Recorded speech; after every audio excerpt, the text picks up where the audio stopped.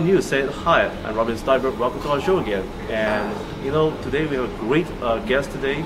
Her name is Joyce Chng, right here, and she is one of the world's greatest fiction authors for young people, especially, and is widely known for her work, especially her latest book, Wolf. Is that right? Wolf at the Door. Yeah, Wolf at the Door. Sorry, small print, I can't see it. So, anyway, we're going to find out more about her secrets, in her writings and her genres and her perspective and the future. And so, Joyce, welcome to our show. It's been a while. I know that you have been writing and more writing. I try my best. Many ask, when did you start writing and why you choose to write? I started writing since I was a kid, a child, and just writing for fun. And when I was a teenager, I started writing fan fiction. It's also inspired by stories I read, science fiction, mostly science fiction, fantasy stories by women fantasy writers. So I was really intrigued, and I was really drawn into a world called Pern by Anne McCaffrey, and she opened my eyes literally, and I ended up writing stories about dragons and people on this planet. But this is only fan fiction. I only started writing for him when I flew over to Australia to study, and I started writing poems, I started writing short stories, and because my university has a strong creative writing module, so I enrolled for 2 years in that creative writing module for first and second year. And it was quite a very challenging prospect for me, because our tutor was a really good science fiction author herself, and she was strict, and her standards really high, and she really destroyed. Actually, she critiqued the lights out of my first chapter of this novel, which I really shelved for a while. It's about dragons. I remember getting a C grade for that story. I was really upset. But other than that, I started sending out stories for real.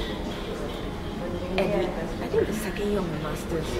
So I sent out a story called "Waiting for the Full Moon" of werewolves to I think now defunct anthropomorphic magazine.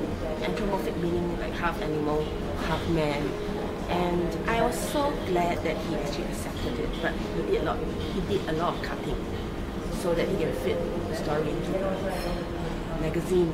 That was my first introduction into publishing. So, but I went back to Singapore, 10 years, so I got married, had a job, became a teacher, then left the teaching service, and went back again, don't know why. In between, I tried to dabble in writing, but I didn't have time because of teaching. And teaching in Singapore is pretty much stressful, energy sapping, and I tend to go home around 6, 5. So by the time I go home, I have no time, I'm too tired, my brain's tired, it's like everything. But when I actually left the service, I had time to write. I actually started writing again. I started looking around. And when was that? It was 2006, 7. Okay. 6 and 7. But I started writing a lot, as in, so I started sending out stories by 2007, 2008. In 2009, I was pregnant with my second girl. Oh, that's nice. Then I was really filled with a lot of that creative energy. I wrote and wrote and wrote. So when I gave birth to her, that was like August this month. August, and I started getting inspired to write In fact, I've been toying with this idea throughout my pregnancy. I was writing it as a short novella, and the idea didn't take off. It had some readers because I posted online actually. So it had some readers, but it didn't really take off until I started thinking to expand it into full novel, as in full story with everything from beginning to the end. Because a novella is just like an action story. It's just like a short excerpt from the whole saga. But Wolf at the Door was like a full novel. So I started writing. I challenged myself, look, I can finish this novel during NaNoWriMo 2009. NaNoWriMo is like a novel within a month. So I challenged myself. So by the end of the month, I had a novel. So I ended up editing, rereading again. I said, yeah, there's a novel now. So I started submitting to publishers overseas, because I know that Singapore publishers are not really keen on genre fiction now. Only a few, like small presses, like Books Actually, Epigram. But on the whole, I think Singaporean publishers are mostly, very conservative. So I started sending out overseas. So lo and behold, Lyrical Press picked it up, accepted it. I was quite happy. Actually jumping around the room. That's nice. And what was your circulation like for your first book? My circulation was actually, to be honest, it's quite satisfactory because most of my buyers are American, mostly American, some British, a few Australians, a couple from Turkey. But I have a few buyers from Singapore, because that ebook is still a new ebook. This is ebook, and the ebook is quite something. I think Singapore still trying to sell the ebook, and most people would like to have a print book in hand. Yeah, so tangible, and you can smell the new book flavor. So to them, the ebook is like not a real book, but to me, it's a real book, because I could actually. The novel can actually reach more people. Let's go through the menu. Because you can just download easily from Amazon, Barnes & Noble, Fiction Wines, etc. So I think for the first year of my book sale, it was quite okay, but it kind of tapered down for the second year. So it's quite, publishing is quite, it's interesting, but it can be quite harsh, because if you're not like J.K. Rowling or J.K. Rowling, Stephen King. If you're only a mid-range author, you have to struggle to find readers, and sometimes readers can be really picky. Wow. So it's not easy. So how do you manage to captivate your audience? Is there a secret to it? I just write what I like, and I write from the heart. Because there's this ongoing argument where people say, like, in order to get more sales, you have to write according to market demand. For people like vampires. Okay. So when Twilight came out, suddenly there was this slew or glut of vampire stories, novels, even werewolves as well. But they all look the same. They feel the same. It's just only changing the names of the main characters, and that's all. So suddenly when Hunger Games came out, there was a slew of dystopian stories for teenagers. And after a while, all of them look the same. Then, in order to captivate your reader, I think you need to just have a good story and the heart behind it. You can write what you can. So it's not manufactured writing, but more of soulful and original writing. Yes, it's a craft. It's not manufactured manufacture carbon copy, cut and paste, cookie cutter. It's something you write from the heart. But I realized that if you write from the heart, readers can be quite picky as well. So they will know if it's always good. Yeah, Okay. they So know. tell me something. What is your criteria in writing? Okay, last thousand. You can ask one writer and she can come up with one criteria for writing. Maybe because I have a background in English teaching. I'm quite big stickler in grammar. Know your grammar, know your structure, know your English, know your command of your language. Because it's not only English now, it's people are writing in many forms of many languages. Know your language, know how to use it. Because a writer is basically a communicator. You communicate via your words, and your words view images, pictures. So be effective in how you use your words and language. Yes, you need not write long pages just to describe a cup or glass of water. You can just use simple words and convey the same thing.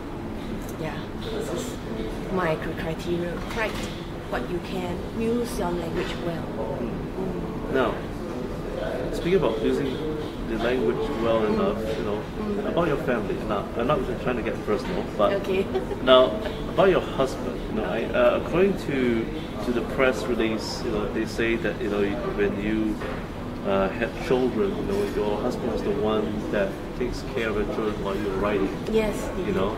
And many parents are asking me, especially women out there around the world, they're wondering, what sort of criteria do you look for in a husband or a husband to be, because You'll be a writer.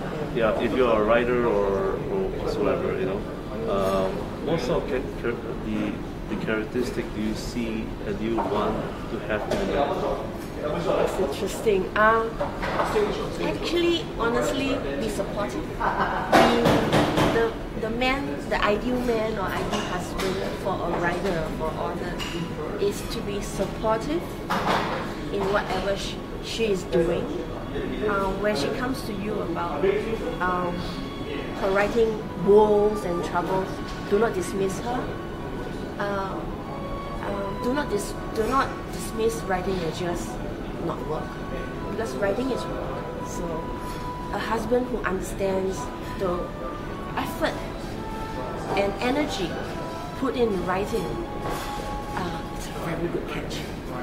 It's a good catch, and holds him, never let me go. Even though you were a teacher as well during the time. I mean, you were teaching, you were busy. Yeah. Was it a real challenge for you? Yes, it was a real challenge because Career woman, huh? As a teacher, career woman because I'm teaching as well, so I'm a working woman.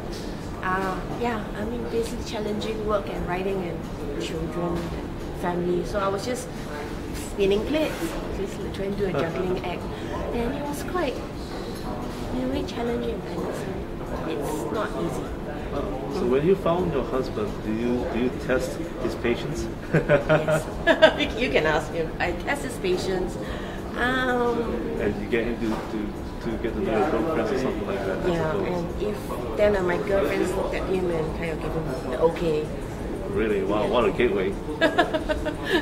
So folks, it's nothing different from having to try to find a wife in Singapore even, and you will be tested by girlfriends of their own, and believe me, you better pass the test. And about werewolves, everybody's asking, how did you come up with the idea of having werewolves in Singapore? I mean, it is a Chinese version of a werewolf, is that correct? The Chinese version, Chinese werewolves. Yeah. Now, do you personally believe in werewolves? Yeah, I do. Have you seen one of them? No. I do believe that there are creatures out there that beyond explanation, and I believe that there are probably man-wolves out there. I don't know, but there are many legends out there where talking about people who can change into wolves. So I mean, if you think about it, legends sometimes stem from a reflection of real life, or the truth. So take it as a real. Werewolves might be real, might not be real. Werewolves in Singapore. Because I was telling myself that look, there are werewolves in America, werewolves in mostly America or North America. And yeah. So if werewolves exist in Singapore, what do you think? Quite interesting. Really? I think to me, a werewolf is not the typical man wolf, like half bestial animal you see on movies like half wolf, half man, growling and thirsting for blood. For me, a werewolf is a wolf in human form, as in the person is a wolf but clothed in human form, and only at certain times, in places of maybe trusted areas or protected areas, he or she can then turn into who he or she is. So I believe in wolf and man in a way like an intersection. So it may not be like a true werewolf as in you watch the movies and a lot of novels, but it's a full wolf with four-footed wolf. Yeah, and I mean I can see it happening in Singapore. The wolf as the wolf in human form walking among us, but we don't even know. They are wolves. I wolves. see. Yeah. So are women more wary about such men today, or women? I think these wolves are not color wolves, like not leeches or whatever, but true wolves. And the true wolves are not they are only predators because they are predators, but they do not predate humans. They predate animals. They predate their prey animals like deer, any even wild boar, possible. But to me, a werewolf in Singapore understands the complexity of this world, this city, and blends in and tries to hide his true nature. Does it make sense? I think it does make sense because if you were to translate that werewolf to, well, say the characteristic of a man or a woman, because I think every man or woman are also werewolves themselves. You know? I mean, don't you agree? I mean, when you go on a date or something, especially when you're looking for a husband, I mean, I felt that it's partly because of your experience, no? Really? Is that true? I mean, you're looking for a husband that is not a werewolf, otherwise it's just, it's just a nightmare for you. Not really, because I actually, when I wrote Werewolf at the Door and all my other werewolf stories, I kind of wrote it according to my personal experiences. Not your dating experience. Not my dating experience, okay. But my own belief that as a werewolf, you are only the intersection between wolf and man. Okay. And I used to have dreams where I am a wolf. Really? Yes. Wow. Yeah. So I kind of wrote my experience down. Oh my gosh. And so, because some people told me that it is like a metaphor, where a man could be a werewolf himself because of his characteristics, or a woman even. It's a metaphor. Okay, a werewolf or wolf is a metaphor for many things. It can be a werewolf as a literal sense, werewolf, but a werewolf can be a metaphorical symbol for our mixed nature, our hybrid nature, that we have many natures within us, and what kind of, you tend to hide our true nature when, in front of people. You also released a new book called Rider. Rider, yes. Yes, and it's well, I mean, I must say, why the Rider? Why Rider? Firstly, I like science fiction, and I like to imagine how we will be on a foreign planet, on a new planet. And this this Rider is pitched to young adult readers. So at the moment, Rider is accepted by a publisher here and will be released as book 1 in the trilogy. So yeah, I can't wait. But I actually started testing reader reaction by putting on Smashwords. So why Rider? Because I like the idea of exploring new worlds. Of course, many people who read it tend to read more into it. But the story first started as an image in my mind about a girl's feelings and emotions when she sees her older sister coming back with the pterosaur-like quacks. It's like a big dinosaur-like animal. But it's not dinosaur, it's actually an alien. But to the first settlers who saw these aliens, they thought they looked like pterosaurs, flying dinosaurs. So when the girl saw her sister, the kind of feeling she had, jealousy, envy, that she wanted to be a writer as well. And after that, the story took root. The image took root, and it grew into a longer story. Writer. Yeah. Now, what's your secret of your success? Like sense of humor. Sense of humor. Sense of humor. Very nice. Sense of humor and the ability to shrug everything off, because to tell the truth, being a writer, being an author in Singapore isn't easy. It's a harsh world out there, and I struggle with doubts mostly every day actually. Like, who will read my book? Who will want to read my book? Who will buy my book? Are there readers for me out there? Why are they so quiet? Why are they so silent? So these kind of things can turn a person crazy if you cannot think about it every day. So having a sense of humor and laughing it off helps a lot, because ultimately it's like you're writing for yourself. So people, I don't care about what other people think. It's for myself. And there are people out there like me struggling at the same time. So the sense of humor helps the mood as well. Now, is it true that love also does play a part in your writings? Because I mean, you have your children, you have your husband that supports you. Doesn't romance also give you the sense of mood to write? I think it's more like support. It's love in a more concrete way. I know that my husband and my children will not show it very overtly. I love writing, but I know that they love me for what I'm doing, and they support me in what I do.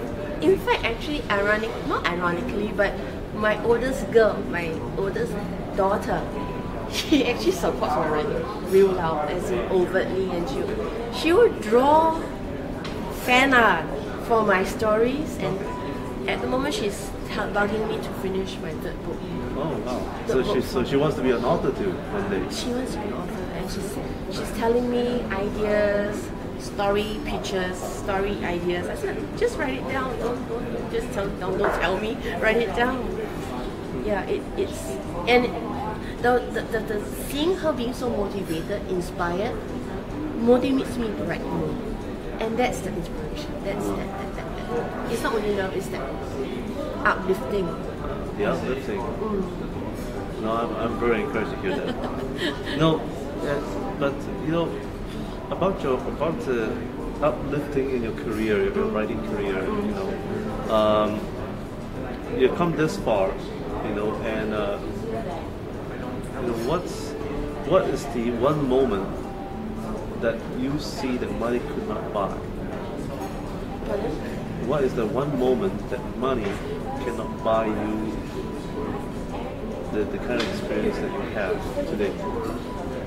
Because in terms of your writings and your family, is there one experience that you have encountered with your daughters and your husband or your writing? Is there one incident that inspired you? I think it's with my older daughter. Then one day because I have a Galaxy Note, and there's this app called Memo, and she likes to doodle on it. Like me, I tend to doodle and write down my points and thoughts. And one day she drew something on it, and that was when I was just like, I just gave her to play, and just like playing with my the doodling, and she gave it to me. And on this memo was a drawing of a badge, and it says "World Best Mom" on it. And I think my family's love, or again love, my daughter's love, her complete belief in me sustains whatever I'm doing.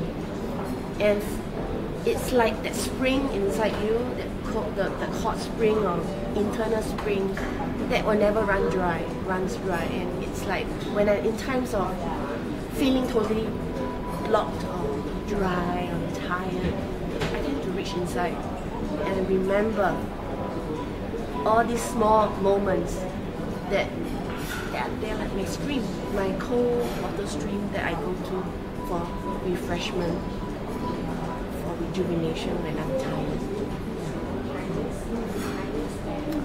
So folks, family comes first, even though you have a great career, and money is not something that can replace such an experience.